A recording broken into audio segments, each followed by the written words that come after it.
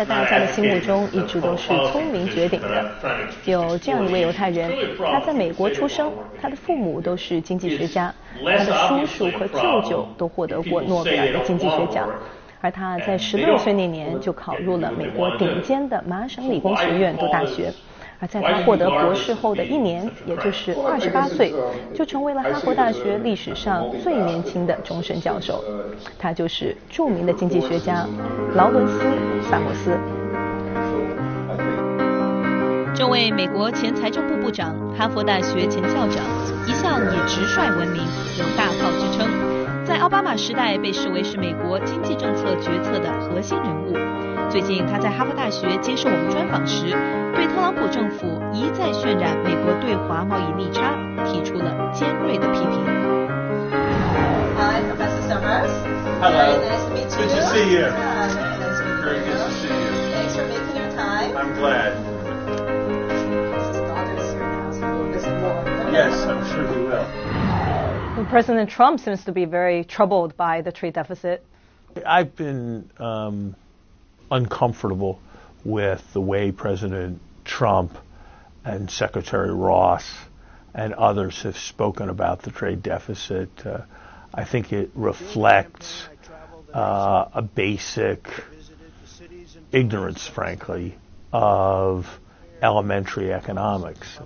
In particular, the emphasis on bilateral trade deficits seems to me completely confused because it doesn't recognize the complicated supply chains that exist in the global economy. And if, for example, the United States somehow stopped buying products from China and changed its bilateral deficit with China, the result would not be an improvement in the overall U.S. trade deficit for the most part. The result would be a shift in the trade deficit to other countries, as other countries that had the same kind of advantage that China had in assembly and medium-level manufacturing would take up the slack. So I think the emphasis that the Trump administration has placed on bilateral trade deficits really is a very, very great confusion. 中美互为第一贸易伙伴国，中美贸易额从1979年的25亿美元增长到2016年的5786亿美元，38年间增长了230倍。但美国对华贸易常年存在逆差，2016年的逆差高达3470亿美元。特朗普在竞选期间和当选初期，把美国巨额贸易逆差主要归咎于中国，声称要对中国进口商品征收45%的惩罚性关税，并扬言要把中国列为汇率操纵国。然而，在4月上旬举行的习特庄园会达成100日计划，使全球2个最大的经济体避免了一场贸易战。The U.S. and China just entered this 100-day trade negotiation plan after President Xi and President Trump met in April. So what should be the priority of this negotiation, currency or respective industrial policies? Look, I think that the currency issue is not a real issue at this point. It may become an issue again, but China doesn't want its currency to decline too fast because China worries that that would undermine stability and confidence. And the U.S. doesn't want Chinese currency to decline too fast for reasons of competitiveness as well as for reasons of financial stability. So there's nothing really to negotiate between the two countries. Both countries would prefer to avoid further declines in the currency, and the question is what will markets permit and what judgments will markets make. The U.S. at some points has been very enthusiastic about Chinese financial market liberalization. Today, more Chinese financial market liberalization would in all likelihood mean more capital outflows, which would mean more pressure on the currency. So I don't think this is a good moment for the U.S. to be pressuring China on financial liberalization. 5月11号，两国政府公布了100日计划的10项初步成果，表明中美在解决贸易不均衡方面有了进展。不过萨默斯认为，两国在公平贸易上仍存在问题。I do think there are a variety of issues of commercial fairness where U.S. businesses have a legitimate grievance. I'm told, for example, that the price of an automobile, the same car in China, is 50 to 100% higher than that same car sold in the United States. There might have been a good reason for that a decade ago or 20 years ago when China was a poor and a developing country. But when China has the highest, is the largest economy in the world, even with standards of living that are still far below American standards of living, I think that kind of protection becomes quite problematic. There are still large issues with respect to intellectual property and in a variety of specific sectors. China definitely has its problems, as you mentioned. But when we look at the U.S., it has a trade deficit with most of the other countries that it trades with. So what can U.S. do to lessen the deficit from the U.S. side? I don't think, by the way, that the central issue is the deficit. I think that it is, if you spend more than you earn, you will have a deficit. That's not politics, that's arithmetic. And that's the situation of the United States. And I would rather live in a country that capital is trying to get into than in a country that capital is trying to get out of. And the U.S. trade deficit is a reflection of the fact that there's a large amount of foreign capital, including Chinese capital, that wants to buy U.S. treasuries because they're the central base financial asset in the U.S. system, and wants to invest in the U.S. economy because the U.S. economy is very, very productive. So I would not recognize the U.S. trade deficit as a sign of weakness. I would argue, in fact, that in many cases trade surpluses reflect a desire of capital to leave a country, and that can often be a sign of weakness. 希特庄园会以后，中美关系趋向缓和，合作成为了主旋律。但特朗普给人的印象是率性而为，行动难以预测。他的政策的稳定性和连续性仍有待时间的检验。We have seen President Trump adjusting his stance towards China.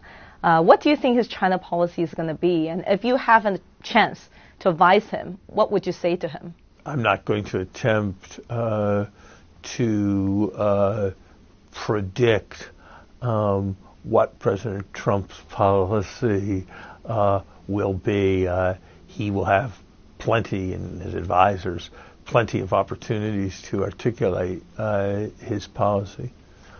I've come to believe that the most important word in foreign policy, in many respects, is respect. Respect doesn't mean agreement. Respect doesn't mean accommodation. But respect means understanding the importance and the legitimacy of concerns that are not your own and that are the concerns of others. And so I think the United States needs to maintain its focus and its dialogue with China on aspects of Chinese policy that directly impact its own affairs rather than focusing on internal Chinese issues. Whether those internal Chinese issues are the relationship between China and Taiwan, or whether those internal Chinese issues have to do with China's political development. 中美关系中长期存在的矛盾并未消除。萨默斯呼吁美国朝野要正视和接受中国崛起成为世界大国的现实，以新的战略眼光去看待中美关系。We are able to respect China, which is a word that is in some ways between a posture of denying the reality of what's happened in terms of China's spectacular growth, which is the attitude of some, and fearing and assuming that China is an adversary of ours, which is the assumption of others. I think that seeking a relationship based on respect, based on exploration of shared interests, and based on management of areas that are potentially conflictual, I think that will be the best strategy for our two countries. Are you positive on the prospect? I would describe myself as cautiously optimistic. I think that both our countries have enormous histories of being able to solve problems, but both of our countries also do have episodes in our history of which we're not proud. And so I think that it would be a mistake for optimism to shade into complacency, and for there to be an assumption that all will be well just because we're two great countries that want to trade with each other. I think that would be a great mistake. On the other hand, I think regarding conflict as inevitable creates very much risk of a self-fulfilling prophecy. 萨默斯对中美关系抱着审慎乐观的态度，因为他认为双方有重大的共同利益。未来25年，中美将是一荣俱荣、一损俱损的关系。那么，对于美国经济的前景以及特朗普政府的执政能力，他又有什么预期和评判呢？下一节我们继续来聆听这位著名经济学家的高见。萨默斯是美国顶尖的经济学家，而他对公共政策的高度关注和兴趣，使他不满足于只做一个书斋型的学者。上世纪90年代以来，他先后出任世界银行副行长兼首席经济学家、美国财政部部长和美国国家经济委员会主席，成为政界学界双栖明星。And what kind of values or education has contributed to your impressive track record? My parents didn't care what we read as children, but they wanted us to read something. And they encouraged us to read about anything that we found interesting. And I guess I was always curious as a kid about how to analyze things. And I always loved to think and argue and debate about public policy. And then basically the idea of being analytical and the idea of being concerned about public policy came together for me in the field of economics. 在他担任财政部部长期间，美国经济经历了有史以来最持久的增长。他也成为过去50年来唯一一位在卸任时政府预算仍有盈余的财长。如今，当美国遇到紧迫的经济问题，他仍是人们最先想到的求助对象，被美国媒体誉为救火将军。今年63岁的他，仍常常就美国的重大经济政策发表意见，提出谏言。Was 2016 an inflection point that the U.S. saw the lowest inflation rate and interest rate, and is set for a secular rise of both rates in the coming decade? My own view is that while I don't see why one is an immediate prospect, that recessions are things that happen, and we haven't seen our last recession.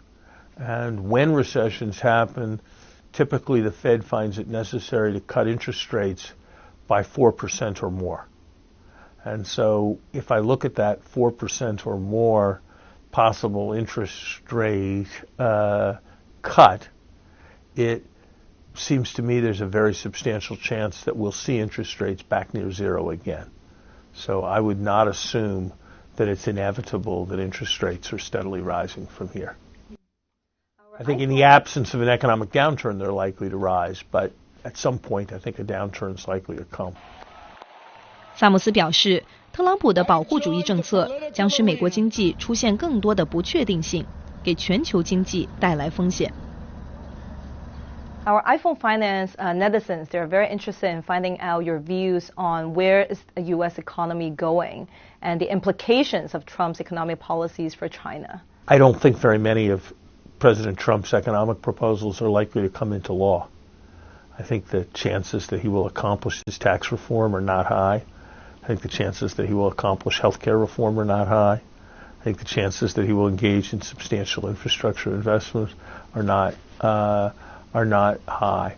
I think he will engage in a certain amount of protectionism, and I think that's likely to be adverse for both the U.S. economy and for the world economy. So I think that over time, President Trump is probably more likely to reduce the rate of global economic growth than he is to increase the rate of global economic growth.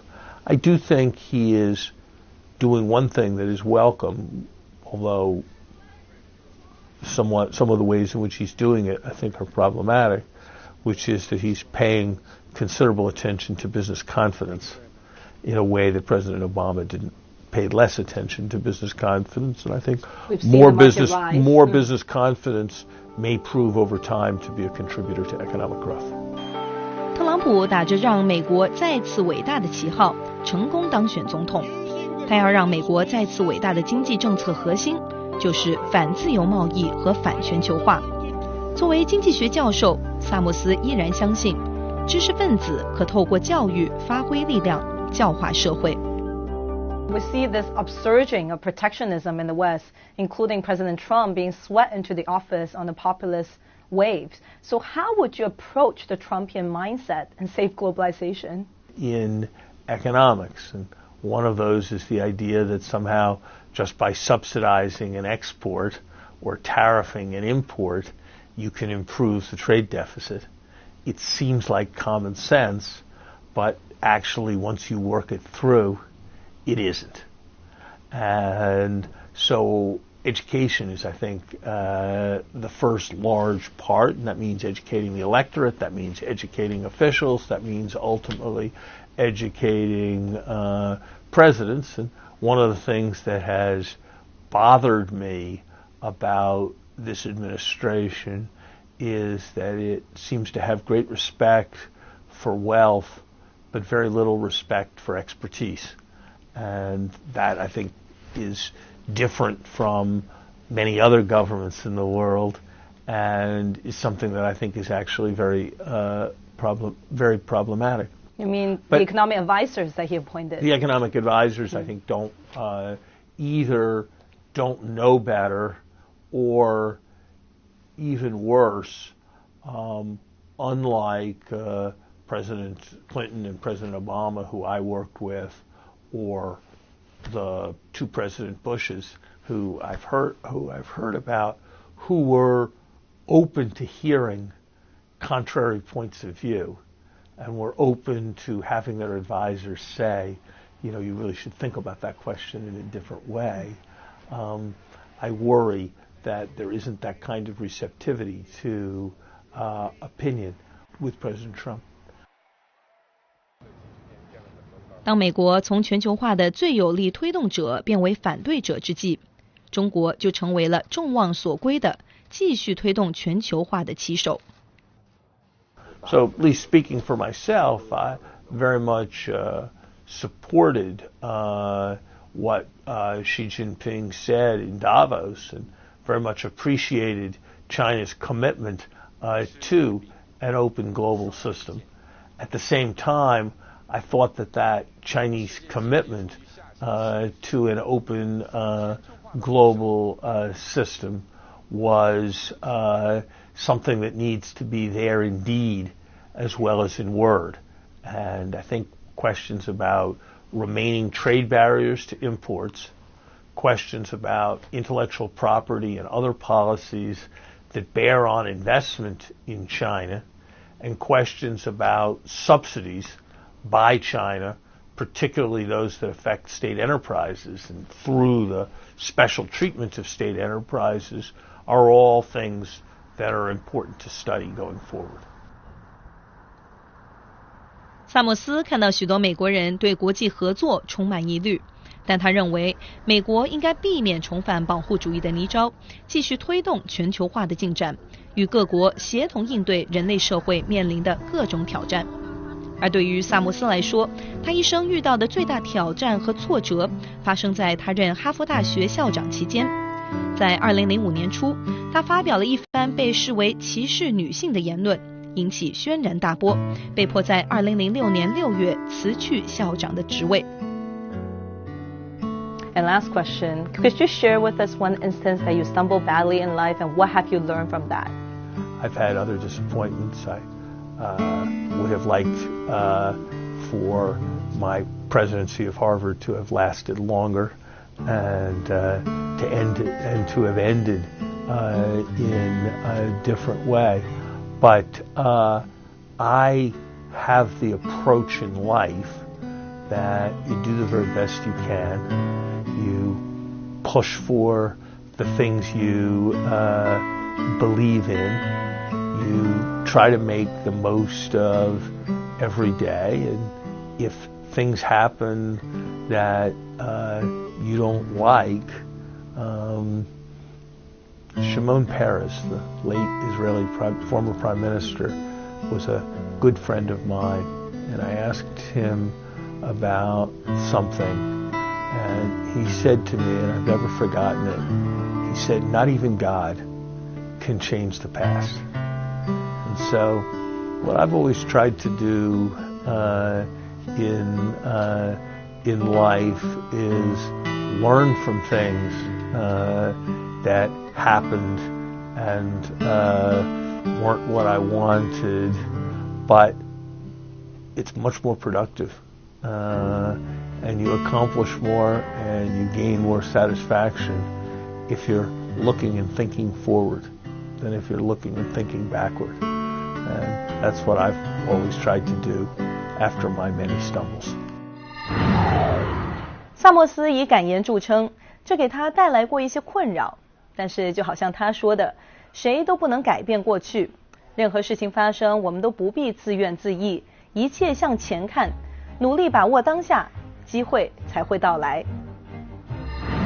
下一集，我们把目光转向一位刚荣获福布斯风险投资领域30岁以下30位俊杰的28岁中国女孩，看看新科技驱动下的投资怎么做，和美国资本对中国市场怎么看。